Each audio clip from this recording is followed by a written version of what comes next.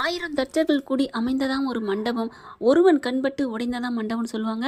அது நம்ம வீக்காவுக்கு தாங்க பொருந்தோம். அழகான ஒரு மண்டபத்தை கட்டி அழகாக கிளி கூண்டு மாதிரி பறந்து திரிஞ்சு அவ்வளோ அழகாக இருந்த நம்ம தலைவனும் தலைவியும் இப்படி பாழாக்கிட்டானுங்க பசுபதி பையன் அப்படின்னு நினைக்கல. செம்ம கோமா வருது அப்படின்னு நினைக்கிறவங்க ராகவே நீ ஒளிஞ்சு போ அப்படின்னு சொல்லிட்டு கமெண்ட்ஸில் சொல்லிடுங்க ஃப்ரெண்ட்ஸ். செம்ம காண்டாகுதுங்க. அந்த 2 உயிர்களும் செல்லங்களை அப்படி மயங்கி விழுகிறத பார்க்க சைக்கிளங்க.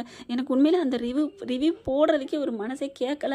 ஆனாலும் கேட்குறேன், மனசை கல்லாக்கிட்டு இப்போ நான் சொல்கிறேன். இப்போ 2 பேருக்கு அடிபட்டுறது, தூக்கிட்டு அது கையும் இணைஞ்சிருக்க ஸ்டில்லு அப்படியே கொல்லுதுங்க. கதை தாங்க, கதை தான். கதையாகவே இருந்தாலும் இப்படி ஒரு காதல் கதை என்னால் தாங்கவே முடியல. இப்படி ஒரு லவ் ஜோடி ஒரு நம்மளோட பிணைஞ்சு வாழ்ந்துட்டுருக்காங்க. எல்லாருக்குமே பிடிச்சிருக்குங்க. வீக்கானாலே 2 செல்ல குட்டிங்களையும் அப்படி செதைச்சிட்டாங்க. அதான் ஒரு கண் பட்டுருச்சுங்க. ஊரே கண்ணு போட்டு போச்சு. அதுலேயும் இப்போ கொஞ்சம் 2-3 மாதமாகவே வீக்கார் இணைஞ்சே தெரிஞ்சாங்க இல்லையா? அந்த கண்ணு தான். கல்லடிக்கு தப்புனாலும் கண்ணடிக்கு தப்ப முடியாது. இப்போ பார்த்தீங்கன்னா ஆஸ்பத்திரிக்கு அள்ளிட்டு போயிடுறாங்க. ஊர் மக்கள் நல்லபடியாக சேர்த்துடுறாங்க ஆஸ்பத்திரியில். அதை கூட சந்தோஷமாக சொல்கிறேன். அள்ளி அடிச்சுட்டு போகிறாங்க. போகிறதுக்குள்ள அப்படிங்கிற அந்த லாரி டிரைவர் ராகவ் ரொம்ப சந்தோஷப்பட்டுக்கிறேன். ஆடாதடா மனுஷா அடங்கிடுவடா அப்படிங்கிற பாட்டு தான் எனக்கு வந்துச்சுங்க. இப்போ என்ன பண்ணுறாங்க, ஆஸ்பத்திரிக்கு கொண்டு போகிறாங்க. தகவல் வந்து சாரதா வீட்டுக்கும் போயிடுது. ஃபோன் எடுத்து பண்ணிடுறாங்க. அக்கம் பக்கம் இருக்கிறவங்க அலறி அடிச்சுட்டு எல்லாரும் ஓடுறாங்க. அடியே மகளே காவேரி அப்படின்னு சொல்லிட்டு இந்த பக்கத்து விஜய், அந்த பக்கத்து பார்த்தீங்கன்னா காவேரி. யாருக்குன்னு சொல்லுவாங்க. பெத்த பிள்ளையா காவேரி இருந்தாலும் பெக்காத பிள்ளையா விஜய். பெத்த பிள்ளைய விட பக்கத்துல இருந்து பையன் மாதிரி பார்த்தாரு நம்ம விஜய். சாரதாவுக்கும் காவேரி குடும்பத்துக்கும். அதனால எந்த மனுஷனாங்க அழுகாமல் இருக்க முடியும்? அப்படியே காவேரிட்ட கூட போகலைங்க. ஆனால் விஜய்கிட்ட போயிட்டு தம்பி விஜய்னு அழுகுறாங்க. கங்கா போயிட்டு அங்கிட்டு எப்படி மாறி மாறி அழுகுறாங்க. காவேரி ஏண்டி எந்திரிச்சு வாடின்னு அழுகுறாங்க. அங்கிட்டு விஜய்கிட்ட போய் அழுகுறாங்க. இருங்கம்மா ட்ரீட்மெண்ட் பண்ணணும், வெளில போங்க அப்படின்னு சொல்லிட்டு எல்லாத்தையும் அனுப்புகிறாங்க. ட்ரீட்மெண்ட் எல்லாத்தையும் கட்டு போட்டு ஓடிக்கிட்டு இருக்குது. பார்த்தா பிள்ளைக்கு ஒன்றும் இல்லையா டாக்டர், இருங்கம்மா பார்க்கணும் அப்படிங்கிறாங்க. அதுக்கப்புறம் ஸ்கேனிங்கும் பண்ணிடுறாங்க. இருங்க கொஞ்சம் நேரம் கழிச்சு தான் சொல்ல முடியும் அப்படிங்கிறாங்களா. அடுத்து பார்த்தா நிவின் யமுனா எல்லாரும் வந்துடுறாங்க. அப்படியே துடிக்குது. அக்கா என் வாழ்க்கையை வாழ வச்சு அக்கா இப்படி ஆயிடுச்சு அப்படின்னு பாட்டி கிடந்து அழுகுது. கொஞ்சம் மெல்ல விஜய்க்கு மட்டும் உணர்வு வருதுங்க. உணர்வு வந்தோன்னே காவேரின்னு தான் சொல்கிறாரு. காவேரி எங்க ஏன்னா அவர் கண்ணு முன்னாடி அடிபட்டது, காவேரி மேலே மோதுனது அதானங்க கண்ணுக்குள்ளே இருக்கும். எனக்கு கண்ணீர் வருதுங்க சொல்லையிலே. அதில் அவருக்கு காவேரி இருக்காளா இல்லையா? காவேரி மண்டைக்கில் அப்படியே மூளை குழம்புது. சேது படத்தில் அப்படியே கீழே விழுகையில் அவருக்கு மூளையெல்லாம் குழம்பு பாருங்களா, அந்த மாதிரி அப்படியே எங்க காவேரி எங்க அப்படிங்கள. பிரதர் இருங்க, காவேரி நல்லா இருக்கா, ஒன்றும் இல்லை அப்படின்னு சொன்ன உடனே அப்பா அப்படிங்கிறாரு. ஒன்றும் இல்லையே பிரதர், என் கண்ணு முன்னால் லாரி இடிச்சிச்சு பிரதர், என் பொண்டாட்டிக்கு ஒன்றும் இல்லையே, காவேரிக்கு ஒன்றும் இல்லையே அப்படின்னு அழுகிறாரு. காவேரின்னு நெஞ்சில் மூஞ்சியில் கையை அடிச்சுக்கிட்டு காவேரின்னு கத்துறாரு. ப்ரோ ஒன்றும் இல்லை பிரதர், அவங்க பக்கத்தில் இருக்காங்க, அப்புறம் ஏன் என்கிட்ட இல்லை, அவளுக்கு நல்லா இருந்தால் என்கிட்ட வந்திருப்பாளே அப்படிங்கிறாங்க. உங்களை மாதிரி தான் இப்போ எப்படி எந்திரிக்க முடியாமல் இருக்கீங்களா, அதே மாதிரி தான் உங்கள் கண்டிஷனில் இருக்கா, உங்களை விட நல்லா தான் இருக்கிறா அப்படிங்கிறாரு. நிவின் ஆறுதல் சொல்ல அப்படி சாரதா பார்க்குது. பார்த்தீங்களா உங்களுக்கு முடியல, இங்கே வந்து இங்கேயே அத்தை இருக்கிறாங்க, இல்லைன்னா அங்கே தானே இருந்திருப்பாங்க, ஏன்னா அங்கே பயங்கரமாக ட்ரீட்மெண்ட் போயிட்டுருக்கு, அதனால இவங்க இங்கே இருக்கிறாங்க. பார்த்தா அப்படியா, ஆமத்தை அப்போ அவளுக்கு நல்லா இருக்கா, அதனால தான் என் பக்கத்தில் இருக்கீங்களா, எனக்கு ஓரளவுக்கு தான் இருக்குது, அப்போ என்னை விட அவள் நல்லா இருக்காளா, ஆமாம் அப்படிங்கிறாங்க. அப்போ எங்கே எனக்கா மருந்து வாங்க போயிருக்காளா அப்படி விஜய் பேச பிரதர் ஒன்றும் இல்லை, அப்படியே ஒரு மென்டல் ஆயிடுவார் போல இருக்கு, அந்தளவுக்கு அவளுக்கு ஒன்றும் இல்லையே யமுனா நீ உண்மையை சொல்லு அப்படிங்கிறாங்க. ஆமாம் கோதாவரி எங்க, அந்த இதோட கோதாவரின்னு கேட்குறாரு.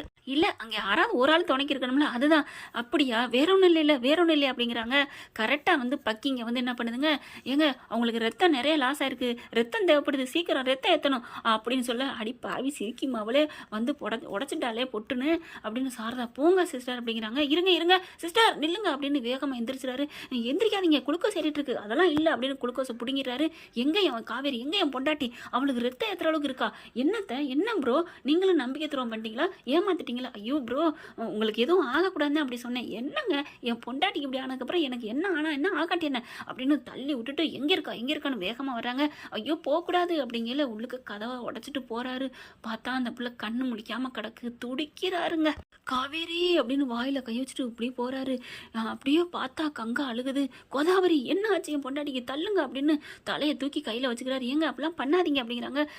காவேரி என்ன ஆச்சு, ஆன்னு டக்குன்னு சட்டையை நெஞ்ச பிடிச்சிட்டு பட்டனை அத்துக்கிட்டு அழுகிறாரு. என் பொண்டாட்டிக்கு என்னாச்சுன்னு சொல்லிட்டு அதுக்கப்புறம் ஒன்றும் இல்லை, ரத்தம் எத்தனை சரியாயிரும், சின்னதாக ஒரு ஆப்ரேஷன் அப்படிங்கிறாங்க. ரத்தத்தை எடுத்துக்கோங்க அப்படின்னு கையை கொடுக்குறாரு. ஐயோ உங்கள் ரத்தம்லாம் உடனே கொடுக்க முடியாதுங்க, ஆனால் நீங்கள் ரத்தம் கொடுக்கணும் தான் அப்படிங்கிறாங்க. உடனே என்ன பண்ணுறாங்க, கங்கா நான் கொடுக்குறேன் அப்படிங்கிறாங்க. கங்கா பார்க்குறாங்க, நீனே இப்போ தானம்மா செத்து பொழைச்சிருக்க அப்படிங்கிற மாதிரி, யமுனாவும் நீவனும் நாங்கள் தரோம் அதுக்கு பதில் அப்படிங்கிறாங்க. என்னதான் இவங்க ரத்தம் ஒரே பிளட்டாக இருந்தாலும் வேற ஆளுக்கு கொடுத்துட்டு அங்கே பதப்படுத்தி வச்சிருக்க ரத்தம் தான் கொடுக்க முடியும். அடுத்து ரத்தம் ஏற்றணும்னு சொல்லிட்டாங்களா, ரத்தமும் ஏற்றிடுறாங்க. காவேரின்னு துடிக்கிறாரு. அதுக்கப்புறம் என்ன கண்ணு முழிக்கிறதே கஷ்டங்கிற மாதிரி டாக்டர் சொல்கிறாங்க. என்னை விடுங்க அப்படிங்கிறாங்க. இருங்க கொஞ்சம் நேரம் கழிச்சு உள்ளர போகலாம் அப்படின்னு டாக்டர் சொல்லிடுறாங்க. எப்படான்னு வெளியிலேயே நிற்கிறாரு. சார் நீங்களும் கொஞ்சம் ரெஸ்ட் எடுங்க சார், பரவாயில்ல, என் காவேரி பொழைக்காம நான் உயிரோட இருந்து என்ன புண்ணியம், நான் இங்கே தான் நிற்பேன் அப்படிங்கிறாரு. என்னை வெளியில் போக சொன்னீங்கன்னா நான் உடச்சி நொறுக்கிட்டு இப்போவே என் உயிரை விட்டுருவேன் அப்படின்னு அழுகிறாரு. சரி சார் இங்கே நில்லுங்க அப்படிங்கிறாங்க டாக்டர். அதுக்கப்புறம் ட்ரீட்மெண்ட் முடிஞ்சிருச்சு, ஆப்ரேஷன் பண்ணியாச்சு, போய் பாருங்க அப்படிங்கிறாங்க. ஓடி போகிறாங்க. ஆனால் கண்ணு முழிக்கலை. அப்படியே காவேரி டே இங்கே பாருடா அப்படின்னு கையை காலை தேய்க்கிறாருங்க. தேய்னு அப்படி இப்படின்ட்டு அதுக்கப்புறம் கால் பக்கம் போய் உட்காந்துட்டு அப்படியே காலை அப்படியே நீவி விட்டு சூட கெடுக்கிறாரு. அப்படியே உள்ளங்கையை வச்சு தேய்ச்சிட்டு என்ன பண்ணுறாங்க, உள்ளங்காலில் அப்படியே அழகாக அப்படி மயிர் கூசி விடுவாங்க இல்லையா, அந்த மாதிரி கூசி விடுறாங்க. அப்படியே நெருடி விடுறாரு.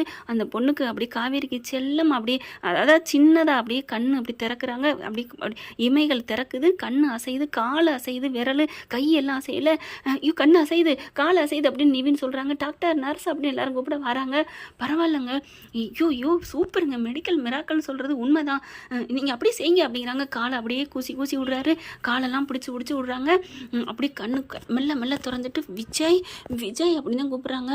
மாமா விஜய் அப்படின்னு சொல்லி கிட்டக்க வந்துடுறாருங்க. காலை விட்டு காவேரி நான் வந்துட்டேன்டா, மாமா வந்துட்டேன்டா, மாமா ஒன்றும் இல்லையே, நீங்கள் நல்லா இருக்கீங்களா, ஏன்னா அவங்களுக்கு அதே உணர்வு.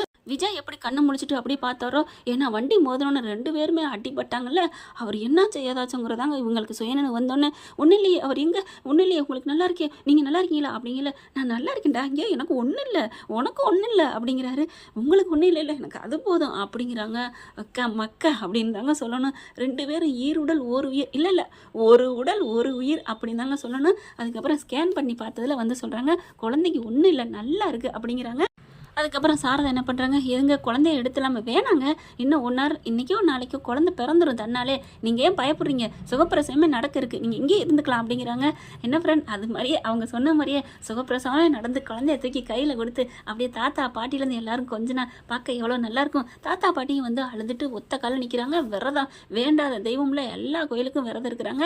என்ன ஃப்ரெண்ட், வீக்காக 2 பேரும் இப்படி பொழைச்சா நல்லா தானங்க இருக்கும். பார்க்கலாம் ஃப்ரெண்ட்ஸ் என்ன நடக்க போகுதுன்னு. கண்டிப்பாக இந்த 3 பேருக்கும் ஒன்றுமே ஆகாதுங்க, ஒன்றும் ஆகக்கூடாதுன்னு நம்ம வேண்டிக்குவோம் நம்ம செல்ல குட்டிங்களுக்கு. ஓகே ஃப்ரெண்ட், பார்க்கலாம், இப்படி தான் போகலாம். இது நம்மளோட கற்பனை கதை தான். Thank you friend. வீடியோ உங்களுக்கு பிடிச்சிருந்தா தயவு செய்து லைக் பண்ணுங்க. இன்னும் அப்டேட்ஸ்க்காக சேனலை சப்ஸ்கிரைப் பண்ண மறக்காதீங்க. நம்ம கிட்ட இருக்க எல்லா சேனல்ஸோட லேட்டஸ்ட் வீடியோ அப்டேட்ஸ்க்காக மேல ரைட் சைடுல காட்டுற லிங்கை கிளிக் பண்ணி வாட்ஸ்அப் குரூப்ல ஜாயின் பண்ணுங்க. உங்களிடம் விடைபெறுவது நான் உங்கள் மெஹர்.